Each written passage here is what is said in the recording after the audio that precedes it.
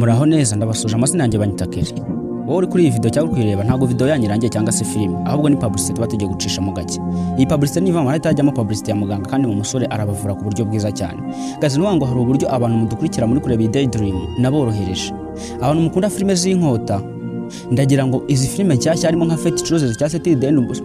end of the moon izo zarangiye izindi tugiye gutangira mwebwe mundabizi mu nkukira muri abantu barenga 400 mufate nomero yanjye muri screen munyandikire WhatsApp mbashyire muri groupe ndagira ngo izi filime nge nzibahera make cyane abantu dukorana murabizi arabo dukorana kuri bitatu bitabingaye gutyo ariko ndashaka bakora ku noti y'igihumbi nimuba muri beshi na 6 nzayiba ko ndashaka inoti ya DS kuri mwese gusa urumva mwiteranyije muri beshi 500 kuri season kandi ubundi kwa DJ agenda ukayishyura ibisanzwe narengaho nanjye mukaneza imbere nk'umuntu mufana se umwaka ngakuneza nanjye mume kurufuranga nirireho mwumve publicity ya muganga kandi mugende arabafasha ku buryo bwiza cyane arizewe ubwo tuze gukomeza n'indi episode nizere ko muri buze kuza abazita indwara zananiranye nibo siwe muganga Nzito indwara yose waba urwaye ayikoraho rikaka urutonde rw'indwara avura ni rurerure atanga imiti ku bakobwa babuze imihango n'abajya mu mihango ntikame avura amarozi y'amahuherano amategano ndetse n'amatamikano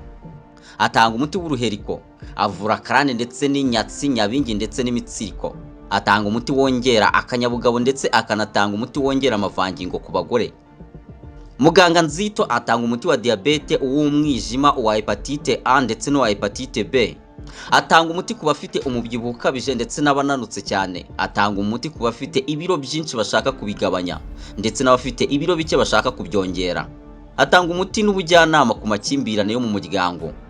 agufasha kugarura ibyawe byibwe ndetse n'umuti ugufasha kubana neza n'abandi mu kazi ndetse kandi akanatanga umuti ukuzanira igikundiro mu kazi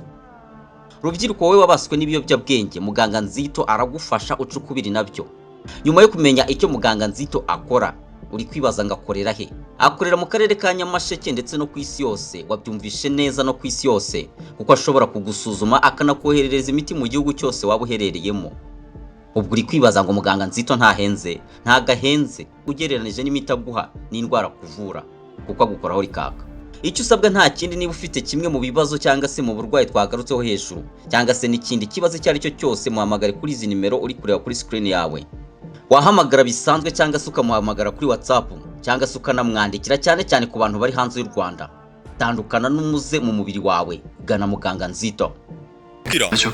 Ndabona hari nge nawe bisa naho tutagifitanye relationship. Neden biri gibi hissetmeye başladım. Birasa naho mba ndahanga kugira ngo nuzuze ibyiyumviro. Nişanımızı Kubera ko turi mu rukundo nge nawe.